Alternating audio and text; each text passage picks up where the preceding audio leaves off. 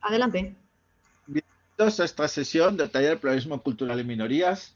Hoy nuestra invitada es Fátima Al-Yahoui Mouhad, profesora de la Universidad Complutense de Madrid, del Departamento de Derecho Constitucional, que nos va a hablar sobre los derechos de la mujer en África. Eh,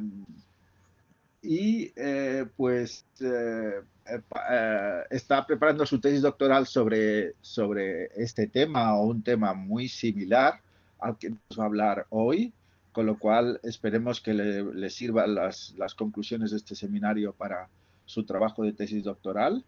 Ella es una vieja conocida del taller porque ella estuvo el año pasado con nosotros y fue muy interesante su sesión.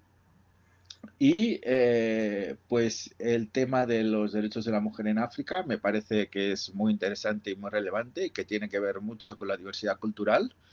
Y sin más, y agradeciéndole que nos ofrezca hoy la ponencia, le cedo la palabra a Fátima. Bueno, buenas tardes a todos los asistentes. Muchísimas gracias, Oscar. Agradecerte especialmente otra vez por la segunda oportunidad, la segunda oportunidad de presentar ante vosotros mi trabajo.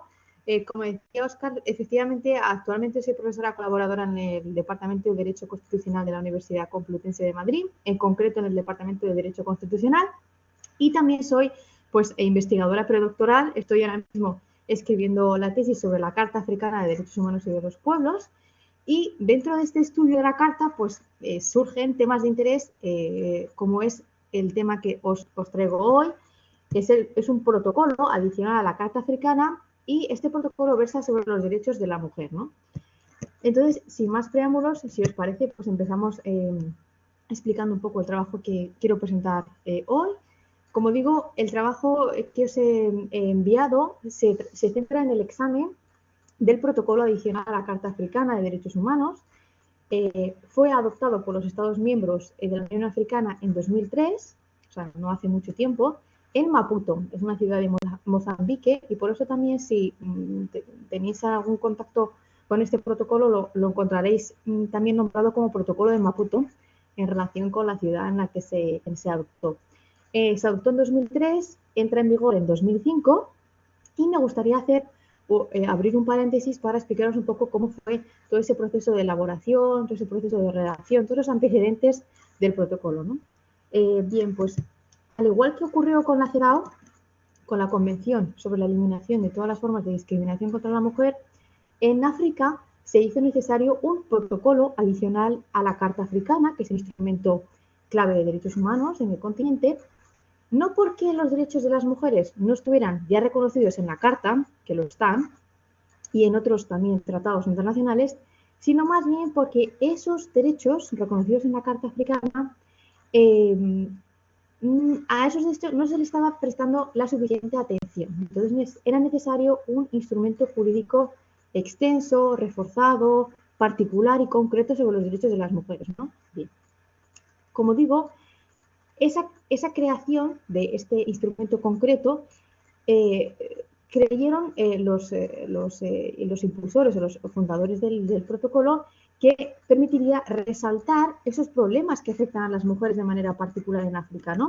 Y forzar a los mecanismos de protección y a los estados a una interpretación de los derechos basada en el género, ¿no? Bien, la redacción inicial del protocolo estuvo a cargo de una relatora especial sobre los derechos de la mujer en África, una relatora mujer, que trabajó conjuntamente con expertos miembros de la Comisión Africana, representantes de diversas ONGs, de mujeres sobre todo, y observadores internacionales, ¿no? El primer borrador del protocolo fue básicamente una lista que identificaba las áreas y las formas en las que las mujeres en África tenían más probabilidades de sufrir discriminación. No es sorprendente que esta lista abordara también temas relacionados con el derecho de familia, prácticas culturales nocivas que veremos a continuación y violencia contra la mujer, ¿no? La lista también incorporó las necesidades de las mujeres refugiadas, que son la amplia mayoría, y destacó el impacto de los conflictos armados en la vida de las mujeres africanas, ¿no? Si bien el documento inicial trató de tomar la ruta o la senda de la Carta Africana, en algunos casos intentó apartarse de este esquema para ampliar las disposiciones de la Carta, que quedaron demasiado pobres, o incluso para agregar algunas disposiciones que no estaban estipuladas en la Carta Africana, como es el derecho a la alimentación o el derecho a la vivienda, ¿no? En borradores posteriores, más adelante, este grupo de trabajo directamente se alejó explícitamente de la Carta Africana, adoptando y ampliando la CEDAW, que es como la fuente principal del protocolo de Maputo, ¿no? E incorporando aportes nuevos, y veremos que nuevos, novedosos, de organizaciones subregionales, ¿no? Finalmente, el protocolo fue adoptado, como dije, en Maputo, 8 años después del comienzo del proceso de redacción. Es decir, todo este protocolo llevó un trabajo laborioso de 8 años de redacción, ¿no? Y representó, como podéis imaginar, un hito muy importante para el empoderamiento de las mujeres y la igualdad de género en África. Antes de su entrada en vigor, el protocolo requiere la ratificación de 15 países miembros. En 2005, Togo se convirtió en el 15º país en ratificar ante la Comisión el protocolo, lo que supuso la entrada en vigor en el año 2005 del protocolo. Hasta la fecha, es decir, hasta el día de hoy, 2 de febrero de 2023, 49 de los 55 países miembros de la Unión Africana han firmado el protocolo, y de esos 49, 42 lo han ratificado, ¿de acuerdo? El protocolo, como vemos, sienta las bases para legalizar los derechos de las mujeres en África. Reconoce el papel crucial que las mujeres juegan en la preservación de los valores africanos y, por supuesto, compromete a los estados a combatir todas las formas de discriminación contra la mujer. Entrando ya de lleno en el estudio del contenido material del protocolo, deciros que, a pesar de todas las deficiencias y dificultades que surgieron durante todos esos 8 años de proceso de redacción, el texto final tiene muchos aspectos positivos y novedosos a destacar.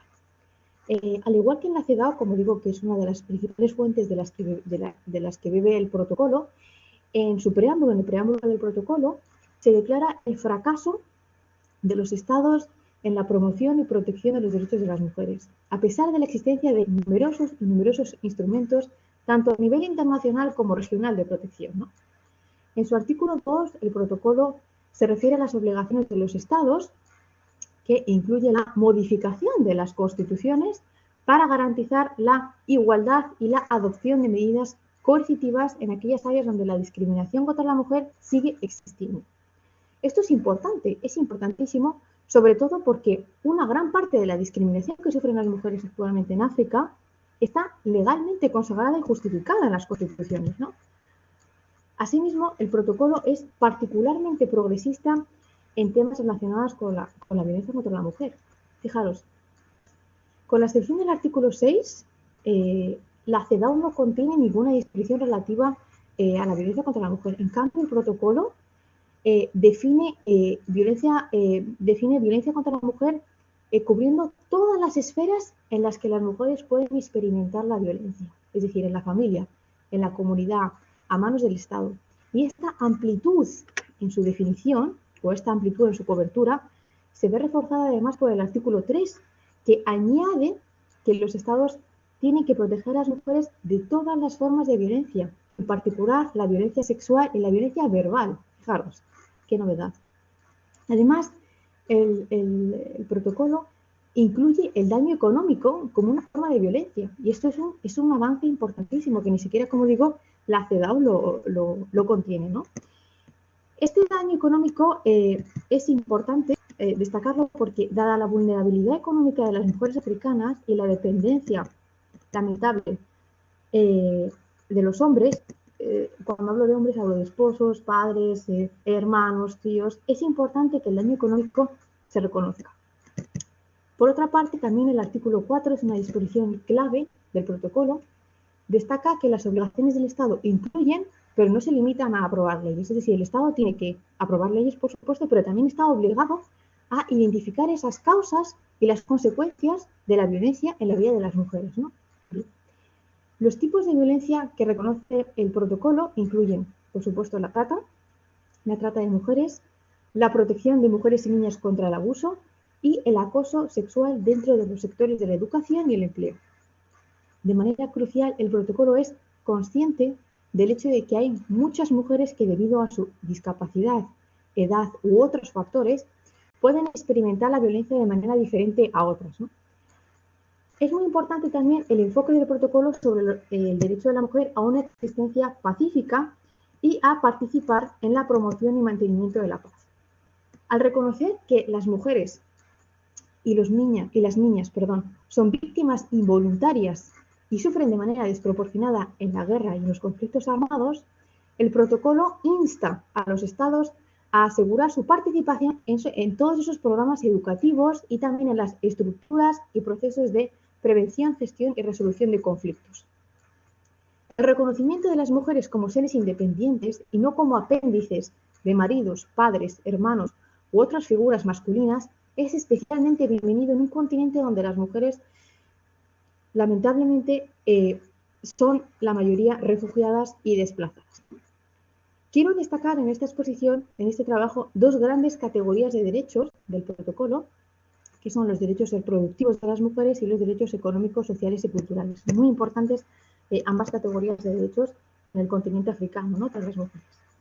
En cuanto a los derechos reproductivos de las mujeres, pues, como sabemos, tradicionalmente, los instrumentos de derechos humanos, ya sean internacionales o nacionales, siempre tienden a centrarse en la maternidad, es decir, ese derecho a determinar el número y el esparcimiento de los hijos, como el elemento central de la elección reproductiva. Pero el protocolo demuestra ser muy audaz y muy avanzado, por así decirlo, en este sentido, incluyendo también el derecho de las mujeres a controlar su fertilidad y a decidir qué método anticonceptivo utilizar. Tenemos un artículo muy controvertido en el protocolo, que es el 14.2, que prevé la posibilidad de que una mujer africana pueda abortar en caso de agresión sexual, violación, incesto o cuando la continuación del embarazo ponga en peligro, pues, tanto su salud física o mental como la salud del feto, ¿no? Aunque la prestación de servicios de aborto es controvertida, como veremos más adelante, muchos estados han presentado reservas a este artículo, la falta de instalaciones adecuadas para un aborto seguro lo que puede suponer simplemente es que las mujeres pierdan la vida recurriendo a lugares que no están cualificados o no están autorizados para estas prácticas, ¿no? Por otro lado, no hay que olvidar que hablamos de África, un continente en el que el VIH y SIDA ha afectado a las mujeres de manera desproporcionada, ¿no? Se han dado muchas causas para estas altas tasas de infección de VIH y SIDA en África, entre ellas, por supuesto, el matrimonio precoz, el matrimonio infantil y las relaciones sexuales forzadas, ¿no? El protocolo es consciente de esta situación de las mujeres y busca la seguridad de ellas, disponiendo que ellas tienen derecho a autoprotegerse y a ser protegidas de estas infecciones de transmisión sexual, ¿no? Porque a menudo se culpa a las mujeres por la transmisión de esta infección y experimentan un trato perjudicial y a veces incluso violencia familiar como resultado de su condición de salud, ¿no? Entonces, entendemos que un compromiso adecuado con el tema de la salud de la mujer incluye garantizar que los estados brinden servicios de salud adecuados y accesibles a las mujeres. También no olvidamos que el protocolo aborda la controvertida cuestión de la ablación genital femenina, también conocida como mutilación genital femenina, y otras prácticas culturales nocivas, ¿no?, similares. Para hacer frente a estos problemas culturales, el protocolo obliga a los estados a promulgar leyes que prohíban estas prácticas, por supuesto, así como adoptar medidas preventivas y de rehabilitación. La importancia de que los gobiernos erradiquen estas prácticas culturales, porque son prácticas culturales nocivas, y el requisito también de que los matrimonios estén registrados, garantizando así el consentimiento de ambas partes y la eliminación de esos matrimonios forzados, esos matrimonios por conveniencia, esos matrimonios infantiles, contribuye en gran medida a mejorar la vida de las mujeres y niñas africanas, aumentando su capacidad para participar y beneficiarse de la educación, que es la clave para desbloquear toda esta discriminación y brindar esas oportunidades a las diferentes generaciones de mujeres, ¿no? Con respecto al segundo bloque de derechos que estamos estudiando, están esos derechos económicos, sociales y culturales de las mujeres. Decir que, por supuesto, como sabemos, la mayoría de las mujeres en África viven en zonas rurales. Y lo más destacado del protocolo, según mi punto de vista, es este grupo de disposiciones, ¿no?, que pueden actuar como una puerta de acceso al disfrute de otros derechos, ¿no? En este grupo de derechos, el artículo 15, para mi entender, es el más importante. Es el derecho a la seguridad alimentaria. Obliga a los estados a proporcionar a las mujeres acceso a cosas tan básicas como agua potable limpia, fuentes de combustible doméstico, tierra y medios para producir alimentos nutritivos. Este apartado, tan simple, engloba todos los desafíos que enfrentan las mujeres rurales en su vida cotidiana, para que veáis. Otra innovación importante del protocolo es otorgar a las mujeres el derecho a una vivienda adecuada. Está establecida en el artículo 16. Esta disposición también es clave para minimizar la violencia contra ellas al permitirles marcharse del hogar, sabiendo que podrán encontrar alojamiento alternativo para ella y para sus hijos, cualquiera que sea su estado civil, ¿no?, ya sean divorciadas, casadas, viudas, ¿de acuerdo? Por último, respecto a estos derechos, sí que me gustaría señalar el artículo 19 del protocolo sobre la importancia de la mujer en el desarrollo. Se incluyen aquí los requisitos para garantizar que las mujeres participen en la formulación de políticas y programas de desarrollo. Y lo que es más importante, que ellas tengan acceso a los recursos productivos, incluidos el crédito, porque si bien son ellas, las mujeres, las que trabajan las tierras, a menudo no se les permite ser propietarias, ya sea por una discriminación legal establecida directamente en la ley o por invocación de tradiciones culturales, ¿no? Una vez explicados estos antecedentes del protocolo y estos dos grupos de derechos que sí que me parecían muy importantes explicar, cabe preguntarse qué desafíos enfrenta este protocolo, ¿no?, el protocolo de Maputo, este protocolo sobre los derechos de las mujeres. Bueno, hay dos grandes desafíos que traigo en bajo. En primer lugar, la fragilidad en el establecimiento de estándares normativos. Como sabemos, el gran desafío de todos los instrumentos jurídicos es el compromiso de los estados con la defensa de los derechos de las mujeres, ¿no?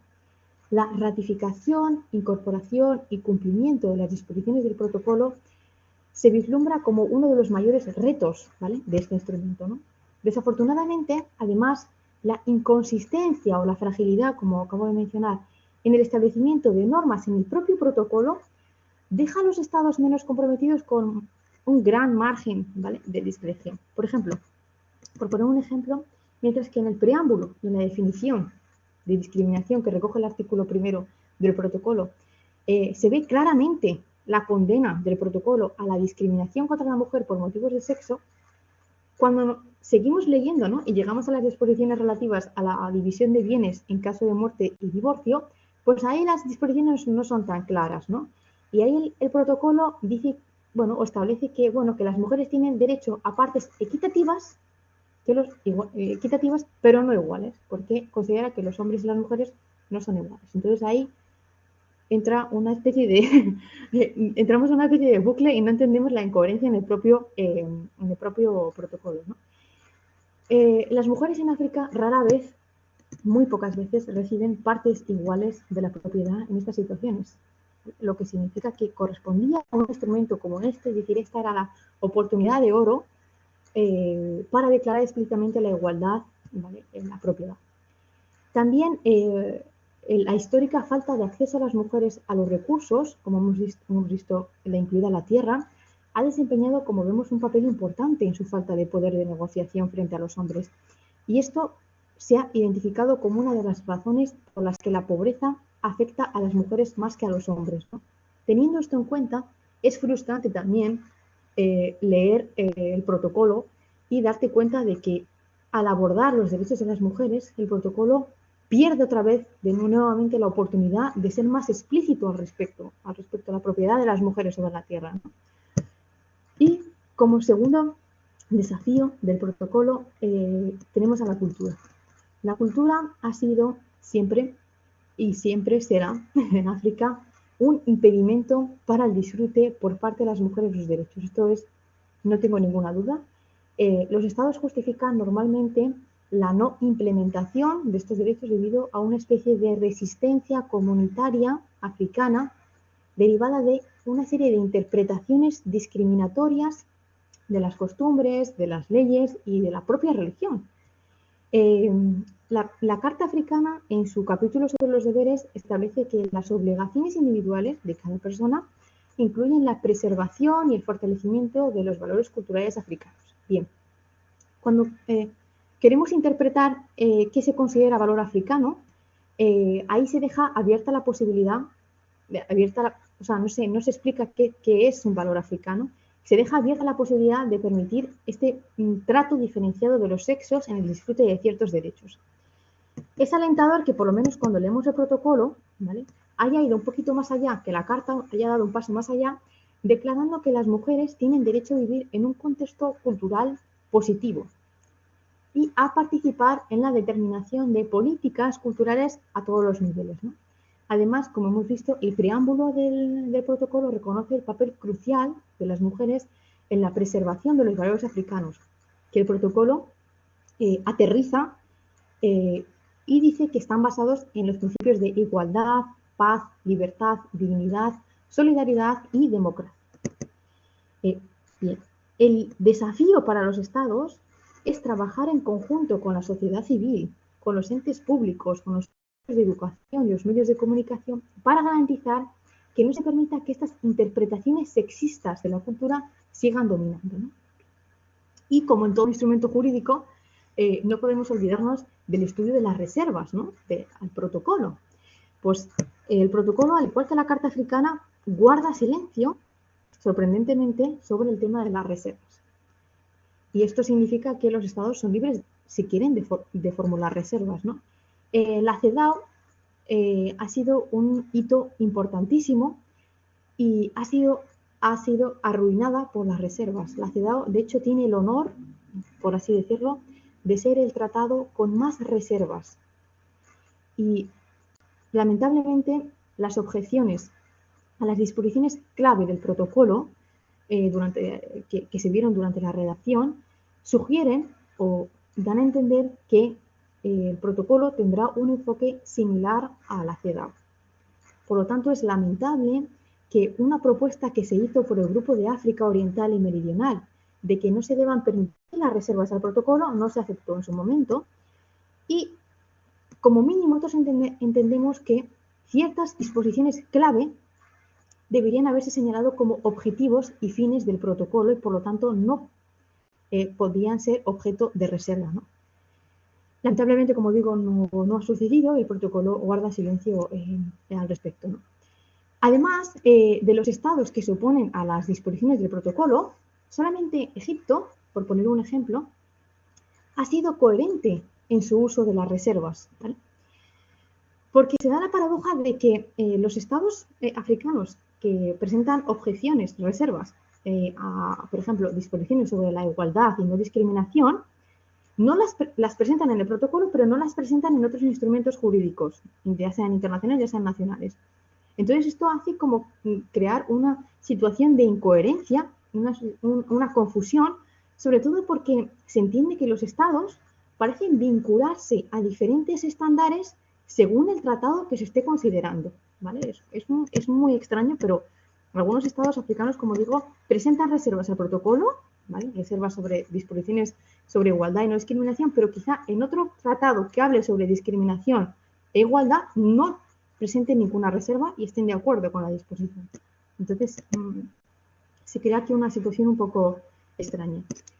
Respecto a la implementación del protocolo, decir que, por supuesto, se entiende que para que haya una implementación adecuada, tanto a nivel nacional como regional, los estados deben comprometer los recursos para la tarea, ¿no? Aunque la experiencia está demostrando que los estados africanos continúan priorizando otros asuntos en vez de utilizar recursos o destinar gasto en desarrollo social y acceso a la ley.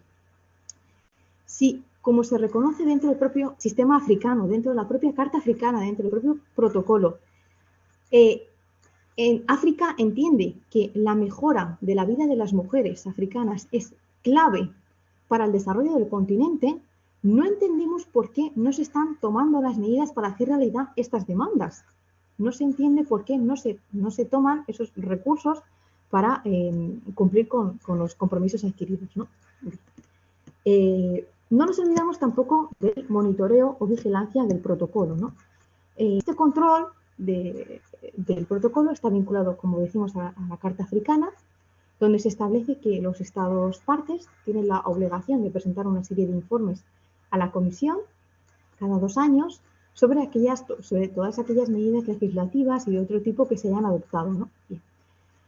Todos los temas de interpretación son de competencia de la Corte Africana, y nosotros aquí en el trabajo hemos señalado que hubiera sido preferible que el protocolo hubiera tenido un órgano de supervisión independiente, similar al que existe en la CEDAW, que la CEDAW tiene un comité de supervisión, y similar al que está establecido en la Carta Africana sobre los Derechos y Bienestar del Niño. No entendemos por qué para las mujeres no se ha, o sea, el propio protocolo no haya creado un sistema de supervisión independiente, ¿no? Bien, además, se crea también una situación muy extraña, porque mientras que los estados parte que han ratificado, no todos los estados que han ratificado la Carta Africana lo han hecho del protocolo. Entonces, tenemos estados que son parte de la Carta Africana y del protocolo, ahí no tenemos ningún problema. Tenemos estados que son parte de la Carta Africana y no son del protocolo, lo que significa que genera una situación compleja sobre cómo interpretar los derechos de las mujeres, ya sea en base a la Carta Africana, que hemos dicho que es un tratado de mínimos, o en base al protocolo, ¿no? Por estas razones, como digo, es de lamentamos que no se haya establecido un comité de seguimiento separado en el marco del protocolo, ¿no? Que es lo que debería haberse hecho. También porque entendemos que la magnitud de la tarea de hacer frente a la discriminación basada en el género exige un organismo de seguimiento independiente, con los recursos y el apoyo institucional adecuados, porque la falta de previsión de dicho organismo no es un buen augurio para la implementación del protocolo, sobre todo porque cuestiona el compromiso de la Unión Africana con estos derechos, ¿de acuerdo? Que la Unión Africana, como digo, la Carta sobre los Derechos del Niño tiene su propio mecanismo, la CEDAW tiene su propio mecanismo, y es el protocolo sobre los derechos de la mujer parece como que no se le está prestando atención, no se le presta atención y no existe suficiente compromiso, ¿vale? sobre este instrumento, ¿no? Y para finalizar, quiero como conclusión afirmar que frecuentemente se equiparan los avances normativos en materia de derechos humanos con la generación de cambios sustantivos en la vida de las personas a quienes se supone que estos instrumentos jurídicos deben ofrecer protección, ¿no? Bien, en un continente donde la tasa de mortalidad continúa aumentando, estamos en 2023, pero continúa aumentando, donde los logros democráticos de la década de 1990 han quedado en suspenso, donde ha habido violaciones deliberadas e inconcebibles de los derechos de los ciudadanos por parte del Estado, y donde la crisis del VIH-Sida sigue causando estragos, esta afirmación no se puede dar por válida. Para las mujeres africanas, los problemas que hemos identificado durante este trabajo se vuelven complejos por el hecho de que estas violaciones o estas vulneraciones las experimentan en la mayoría de los casos en la esfera privada, a manos de sus esposos, a manos de sus familiares directos. Claramente, la falta de respeto, garantía, protección y cumplimiento de los derechos en el ámbito público por parte del Estado se replica a nivel microestatal, ya sea en la comunidad, ya sea en la familia, ¿no?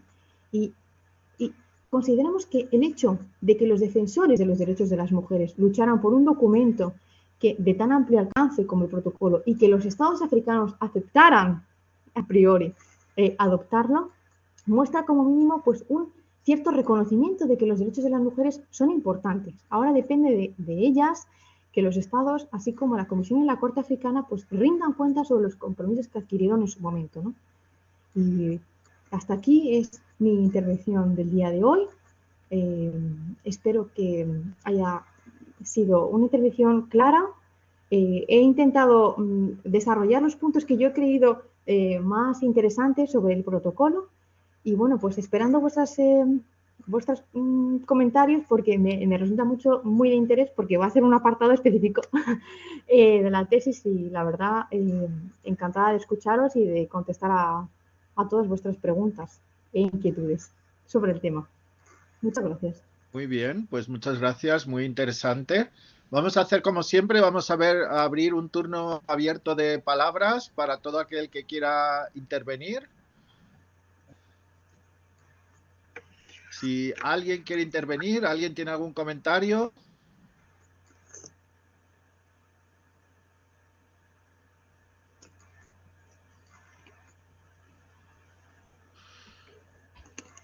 Bueno, si no, empiezo yo, y supongo que sin animando la cosa.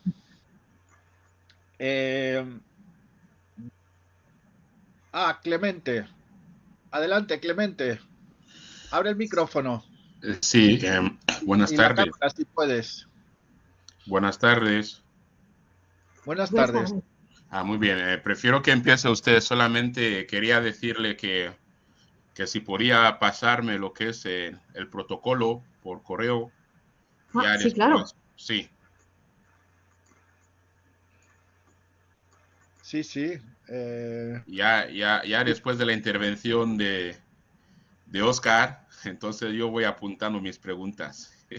No, no, no. Primero tú, por favor. Primero tú. Adelante, empieza a hablar. Ok, Fátima, me ha gustado su exposición, muy breve, muy concisa y has tocado puntos muy importantes.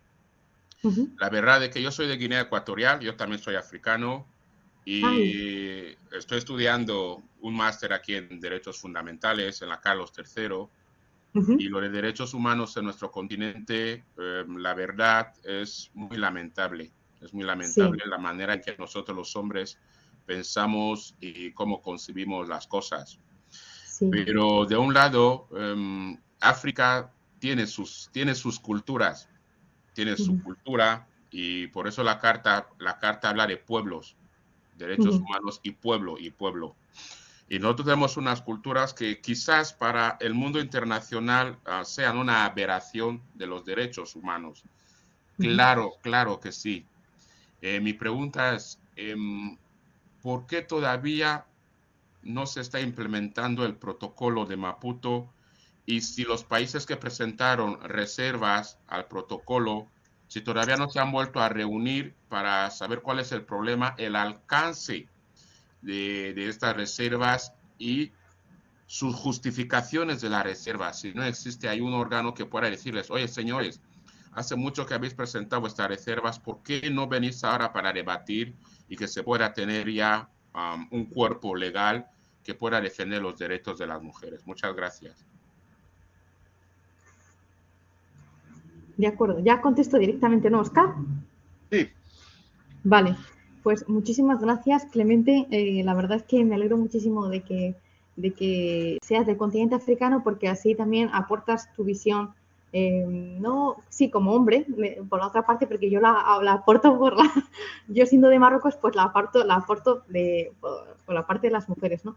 Estoy de acuerdo contigo en que hay muchas prácticas culturales, y yo me incluyo también, muchas prácticas culturales que quizá a lo mejor aquí en Occidente no entiendan, que nosotros las practiquemos, pero siempre y cuando estas prácticas culturales no dañen como lo están haciendo las mujeres. Yo estoy de acuerdo en respetarlas, por supuesto, en respetar todas las prácticas africanas, pero siempre y cuando, como digo, con el límite de dañar a las mujeres, ¿no? Dañar a los derechos de las mujeres. Me has preguntado por la implementación. El protocolo de Maputo se está actualmente implementando en todos los países que han ratificado y firmado, que son 45 estados, ¿vale? Se está aplicando en la actualidad. Lo que pasa es que la aplicación, como he dicho, está sujeta a muchas reservas. Los estados, al protocolo, al no establecer ninguna disposición sobre las reservas, al dejarlo todo en vacío, pues los estados tienen la libertad de presentar las reservas a todos los artículos si lo consideran necesario, ¿no? como digo, estas ratificaciones, este número 45, que parece que es mucho, al final no lo es tanto, porque si esa ratificación está sujeta a reservas, es como si no tuviéramos nada, ¿no? Es como papel mojado, ¿no? Entonces sí, se está aplicando el protocolo con reservas, y sobre todo reservas en todas las materias de desigualdad, discriminación contra la mujer. Todas esas disposiciones, la mayoría están reservadas. Y como he dicho antes, hay un poco de falsedad por parte de los estados que reservan, porque reservan en el protocolo, pero no reservan en otros instrumentos jurídicos, ¿no? Entonces se da una paradoja muy extraña en estos estados africanos, ¿no? Es la comisión, me dices, ¿por qué no se reúnen y les dicen, oye, mira, ¿qué hacéis? ¿Por qué no estáis aplicando, no? Es la comisión la que se encarga, ¿vale?, de la supervisión de la aplicación, pero se encarga ¿de qué modo? Pues simplemente se encarga recibiendo esos informes estatales cada 2 años y dando el ok a la lista de medidas que cada estado diga, pues mira, yo he implementado esta medida, y si la comisión considera que son medidas adecuadas, que protegen a las mujeres y que lo que tienen como objetivo es intentar eliminar esa desigualdad, les da el ok y siguen hacia adelante. Es decir, no hay nadie, no hay un órgano de supervisión como tal, no hay un control férreo, no hay un control estricto del protocolo, ¿no? Hay una especie de supervisión, bueno, no cada 2 años, y bueno, pues eso es lo que tenemos. Eso es y todas las cuestiones de interpretación, como digo, la corte africana, pero hay pocos casos, ¿no? Entonces, lamentablemente, la implementación se está dando, como he dicho, pero con tantas reservas, pues es casi imposible, el protocolo queda vacío casi de contenido, ¿no? Entonces, no, lamentablemente es como he dicho, es muy similar a la CEDAW, es una CEDAW 2.0 el protocolo. Es un hito, es esperanzador, pero después queda vacío de contenido, porque con tantas reservas es imposible aplicar ningún artículo, ¿no? Espero haber contestado. Si tienes algún comentario más, lo añado, Clemente, si tienes algo que no haya contestado. Hay una pregunta en relación con lo que comentabas en el chat de Ana Calderón. Dice, gracias por la interesante exposición. Me surge la duda de cuál ha sido, debería ser el papel de la Corte Regional en la interpretación del protocolo. Se refiere a la corte africana, ¿no? Sí. Pues la Corte africana simplemente tiene como funciones interpretar las disposiciones. Es como, sí, llega un caso, hay una vulneración, pues se presenta ante la Corte y la Corte decide si ha existido una verdadera vulneración o no. Hay casos, pues, por ejemplo, fulanito o fulanita versus el Estado que sea, ¿no? Entonces se decide si hay vulneración, pues se condena al Estado a resarcir a la víctima, pero vamos, ya te digo, hay muy poquitos casos que conozca la Corte africana. Bueno, a mí me gustaría comentar lo siguiente, que también lo ha comentado Clemente, y me parece un punto interesante. Es el típico debate entre universalismo y particularismo. Es decir, ¿por qué son necesarias las declaraciones regionales de derechos? ¿No? O pues si habiendo una declaración universal, ¿por qué son necesarias? ¿Por qué es necesario un protocolo adicional sobre la mujer, habiendo un protocolo o una convención de la mujer?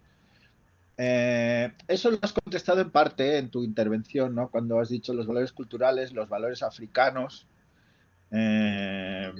Pero eso me trae una serie de debates, o sea, una serie de debates y una serie de cuestiones que yo trato en mis clases, ¿no? Sobre particularismo, universalismo, sobre relativismo, ¿no? Relativismo, yo que llamo relativismo en sentido débil, es decir, si los valores de una comunidad, o sea, si los valores son internos a una comunidad o una sociedad, o los valores son universales, pueden servir para cualquier sociedad. O solo los valores tienen una, digamos, dimensión espacial, pueden servir para unos determinados lugares, ¿no?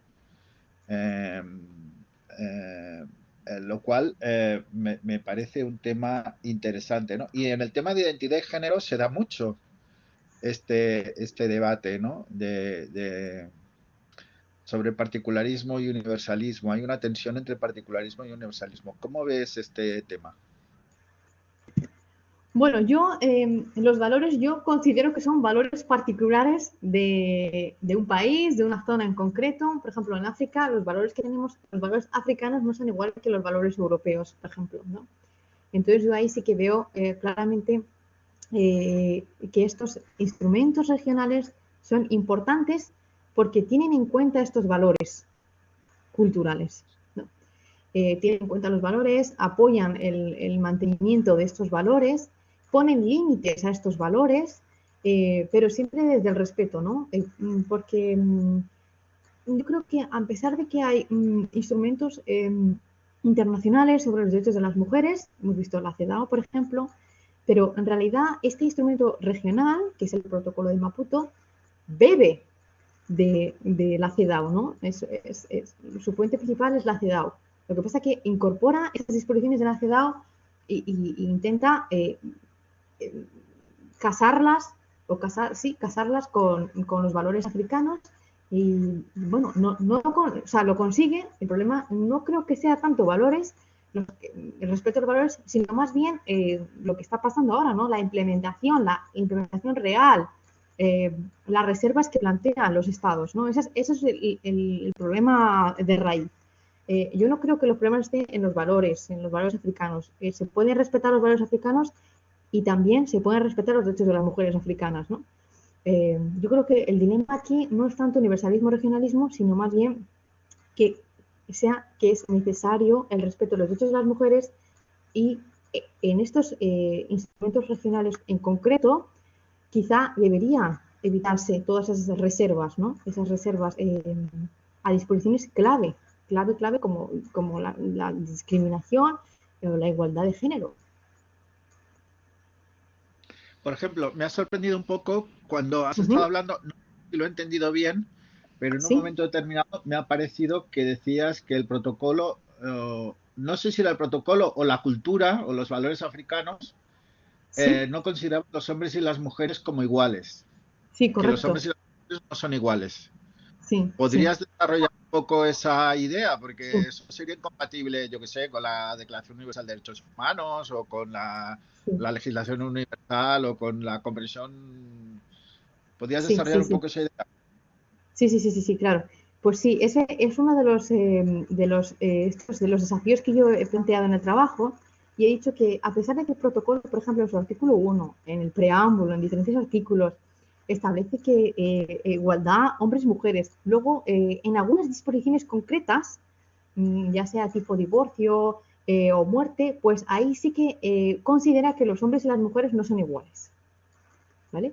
Considera que no son iguales, que son diferentes y como son diferentes tienen derechos diferentes y son categorías diferentes. Entonces, ahí yo también me he echado las manos en la cabeza y he dicho que ¿cómo puede ser que en un mismo instrumento, jurídico se plantea al principio que las mujeres y los hombres sean iguales y después más adelante sigas leyendo y te encuentres con que no son iguales, sino que son diferentes y tienen deberes y derechos diferentes, ¿no? Bueno, esto es influencia, por supuesto, de la cultura africana, también de cultura religiosa, también, por qué no decirlo.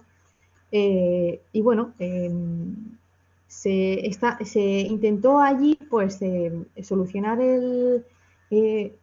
la limitación pues en ese preámbulo indicando, bueno, los hombres y las mujeres son iguales dependiendo de la materia en la que estemos hablando, ¿no?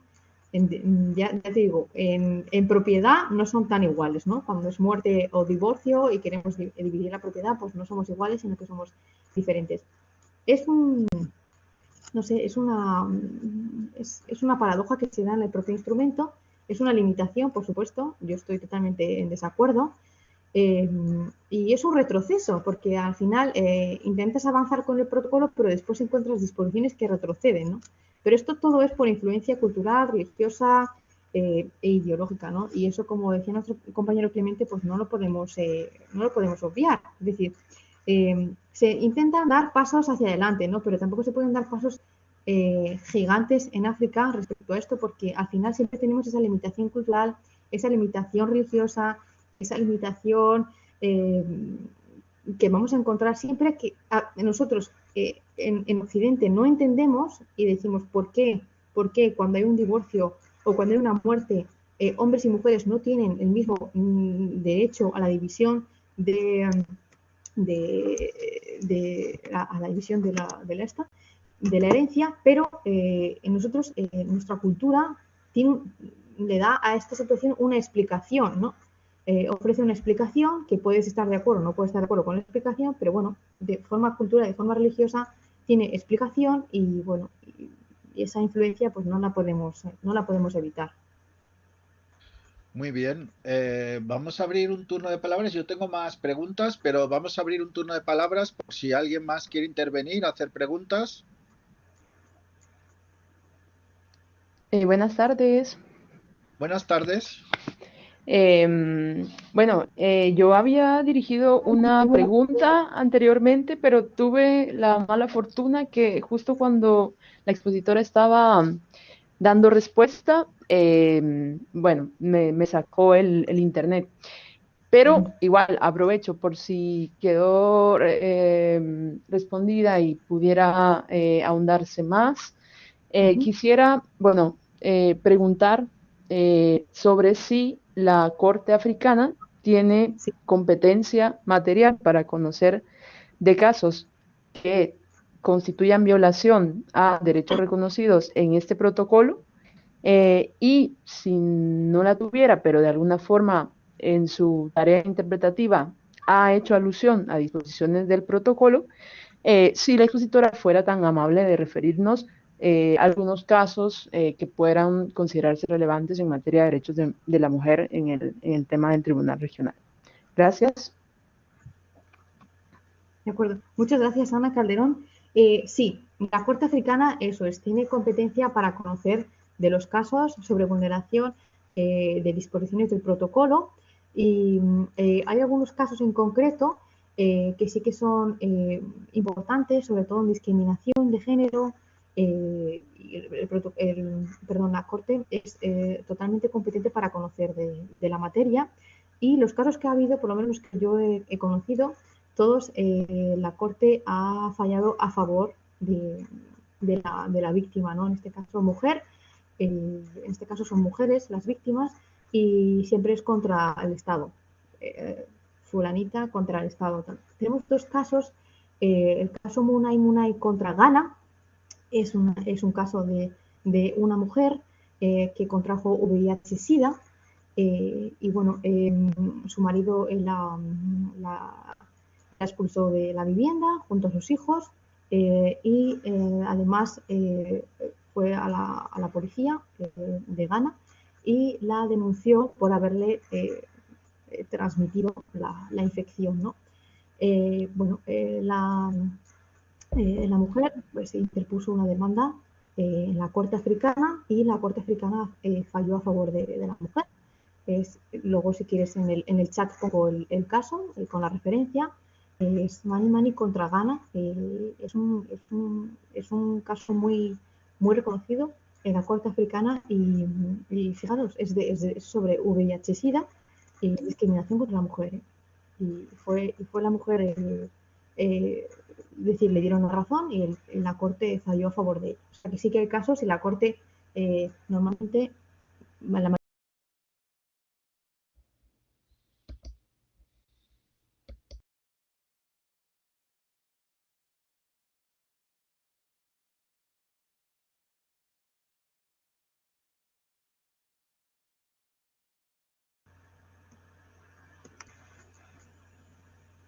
¿Se escucha? Sí, no sé qué ha pasado. Ahora sí.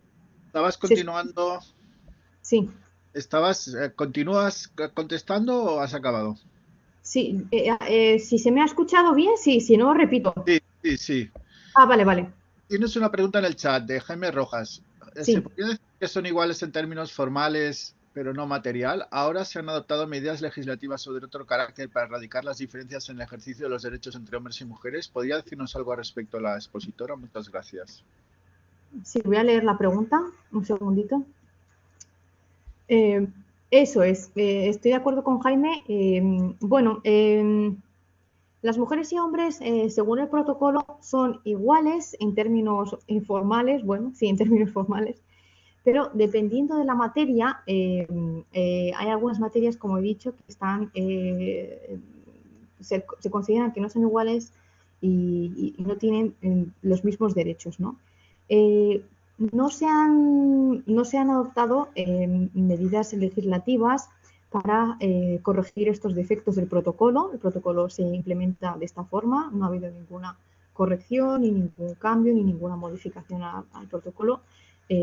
Simplemente hay reservas a las disposiciones en las que los estados no estén de acuerdo y con las que estén de acuerdo, pues si se ha ratificado y se ha firmado, pues se aplican, ¿no? Ya está, no hay ninguna medida. Eso sí es verdad, hay muchísimas ONGs y muchas organizaciones regionales, sobre todo de mujeres, que están luchando, siguen en la lucha, intentan adoptar cambios al respecto, pero no se ha dado ningún avance en esta materia. El protocolo sigue siendo el mismo que se aprobó en su momento. Clemente creo que quería intervenir. Sí, es relativo a la pregunta que hizo Ana y respuesta a Fátima. Sí. Pues sí, la corte africana sí que tiene conocimiento de muchos casos, pero lo que pasa es que para que lleguen las denuncias hasta la corte, los estados mismos tienen que autorizar y permitir, sí, que los demandantes de las nacionalidades puedan llegar hasta la corte. Entonces, esto es como un impedimento, es como una pared que no facilita mucho que la corte pueda tener muchas demandas. No es como en Europa, donde una persona física puede ir directamente hacia la corte. En África es distinto, o sea, hay que pasar algunos procesos y recibir la autorización del Estado en el que se le demanda. Era eso nada más. Gracias. Sí. Fijaros además que si el Estado ha presentado reservas a esa disposición concreta o eso, pues entonces nunca el caso va a llegar a manos de la Corte, ¿no? Entonces es una gran limitación de acceso a la justicia. Yo tengo cuatro temas que me gustaría comentar. El primero tiene que ver con la violencia de género. Sí.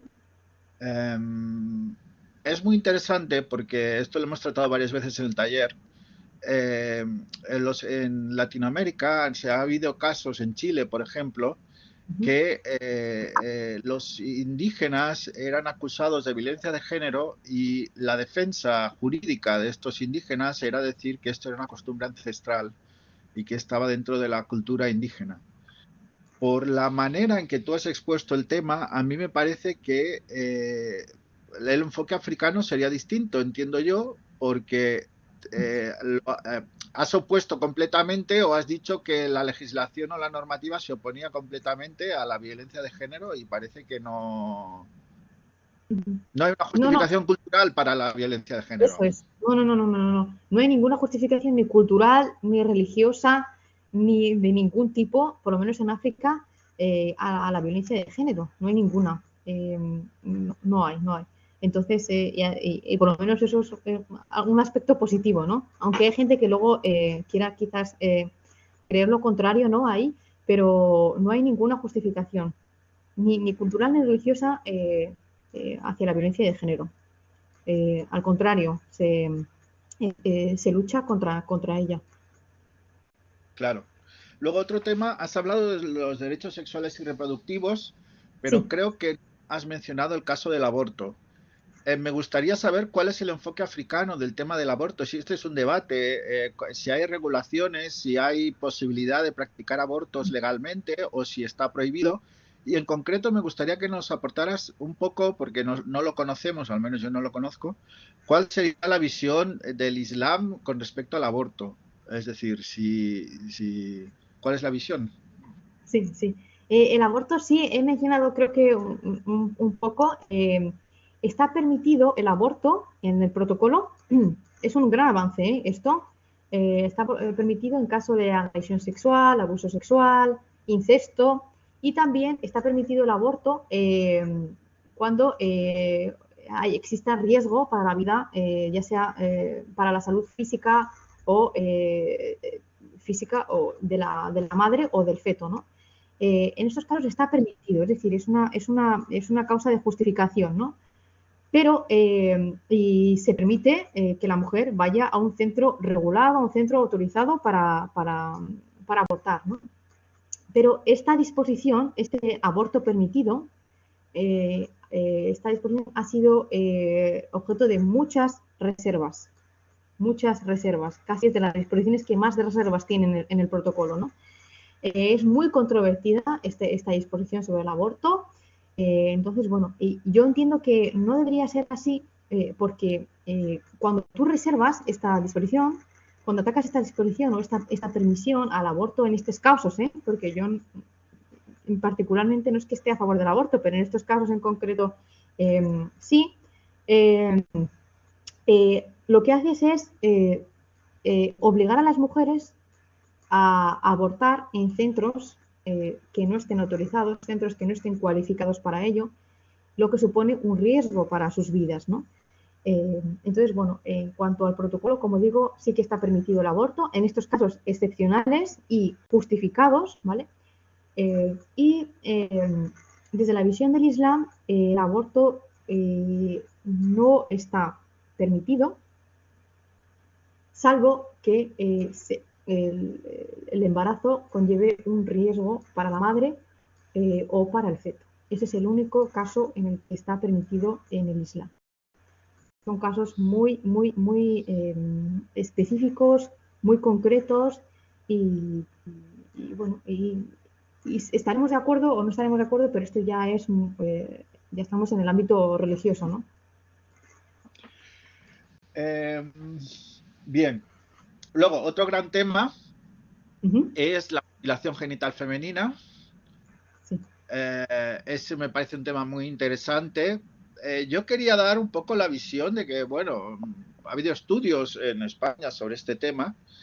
Digamos que la moral social en África o en determinados grupos de África, que no tiene que ver con el Islam, sino que tiene que ver con determinados grupos tradicionales de África, es que la moral social les lleva a las mujeres a considerarse puras o a considerarse, bueno, su concepto de moralidad les lleva a asociarse a tener esta práctica de la mutilación genital femenina, que a nosotros nos parece pues horrible. Digo nosotros desde Europa, ¿no? La visión de la mutilación genital femenina, ¿no? Yo siempre planteo como a mis estudiantes como cuestión de debate, ¿no? ¿Qué pasaría si una mujer adulta que consciente, que tiene información, decide practicar la mutilación genital femenina? O sea, una mujer que tiene toda la información, que es adulta, que quiere hacerlo, y es un tema un poco de debate, pues, de polémica, ¿no? De cosa controvertida. Un menor está claro, ¿no? Porque una menor está claro que se le limitan las posibilidades. ¿Cómo lo ves desde el punto de vista de África, la mutilación genital femenina? ¿Cómo está regulado? Lo has comentado, pero ¿cómo está regulado desde... ¿Se tolera o se prohíbe? La mutilación, según el protocolo, se prohíbe. Se prohíbe vale. totalmente. Se prohíbe totalmente, sí, correcto. Se considera una práctica cultural, no religiosa, cultural, por favor, nociva, y se trata de erradicar. Eso es verdad que muchos estados están intentando dar por finalizada esta práctica. Es muy complicado. Como ha dicho también nuestro compañero Clemente, estamos hablando de prácticas culturales, cultura, es muy complicado eliminar conductas que están arraigadas a un grupo, a una sociedad, pero bueno, poco a poco se está dando grandes avances en esta materia y muchos países han implementado medidas para eliminarla y bueno, y los datos son positivos y esperanzadores. Esperamos que dentro de unos años pues esta práctica ya sea muy residual y se llegue a eliminarla por completo. Pero el protocolo está totalmente en contra y la prohíbe. De hecho, insta a los estados a establecer medidas legislativas y de otro tipo para obligar a los estados a eliminarla. Claro. Y mi último tema, y luego abrimos un turno último de palabra, es la política. No has hablado de la política. Es decir, ¿el protocolo tiene alguna cosa para encontrar la igualdad en la política? Por ejemplo, en América Latina hay listas paritarias, se está intentando la participación de la mujer en la política, hay gobiernos paritarios en algunos países. ¿Cómo se promueve la participación de la mujer en la política? ¿Se promueve de alguna manera en África? ¿Cómo se ve esta cuestión en África? Bueno, en África, bueno, lo único que se intenta es que las mujeres tengan como la oportunidad de participar, ¿no? De participar en esta promoción y mantenimiento de estos derechos, pero el protocolo como tal no insta a los estados a que las mujeres tengan una participación política activa, sino que simplemente pues participen, estén ahí de acuerdo, estén de forma activa, pero no decidiendo, sino participando. No sé si se me entiende. Que estén ahí, que es decir, que tengan una silla, que se sienten, que planteen cuestiones, que planteen cuáles son sus problemas, que hablen, que debatan, pero el protocolo no tiene ninguna mención a ya medidas ya de establecimiento de grupos políticos, participación en grupos políticos, número de mujeres en los grupos políticos, eso no. Pero sí que como que promueve que las mujeres estén ahí participando. De hecho, hay la persona que promovió el protocolo fue una mujer y fue la relatora especial sobre derechos humanos. Es decir, las mujeres están ahí, se las espera, pero no de la manera en la que quisiéramos, ¿no? Estamos ahí de forma residual, pero bueno, es mejor que no estar, ¿no? Bueno, es un primer paso, es un primer paso. No todo el mundo está de acuerdo con las políticas de cuotas, pero bueno, ayudan, las políticas de cuotas ayudan a la presencia femenina. Bueno, abrimos un último turno de palabra. ¿Quién quiere últimas preguntas? ¿Últimas participaciones?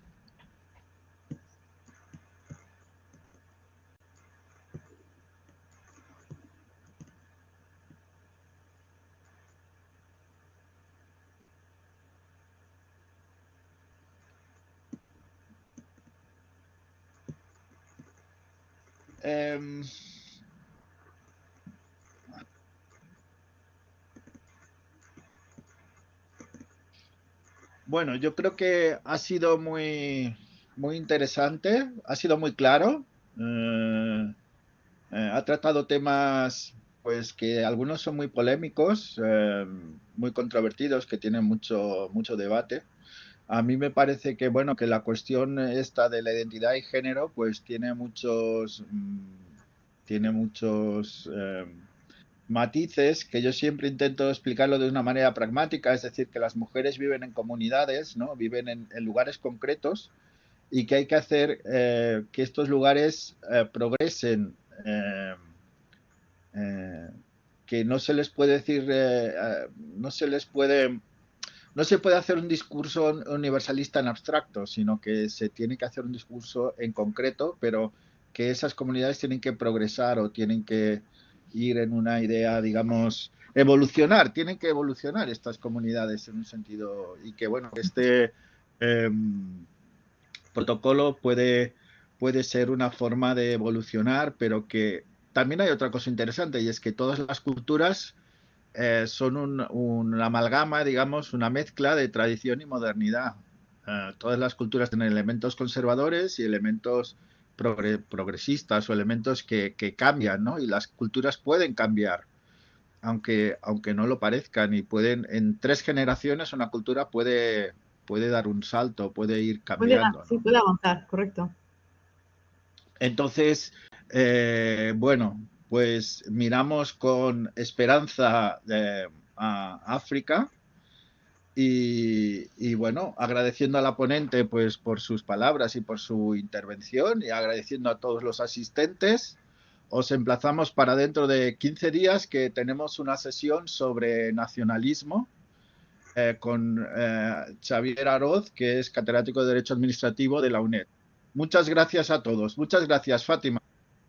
No, gracias a vosotros por la oportunidad de nuevo y por escucharos, porque a mí me sirven mucho los comentarios también, porque como digo, esta es un apartado de la tesis y bueno, agradecida primero por poder participar, explicaros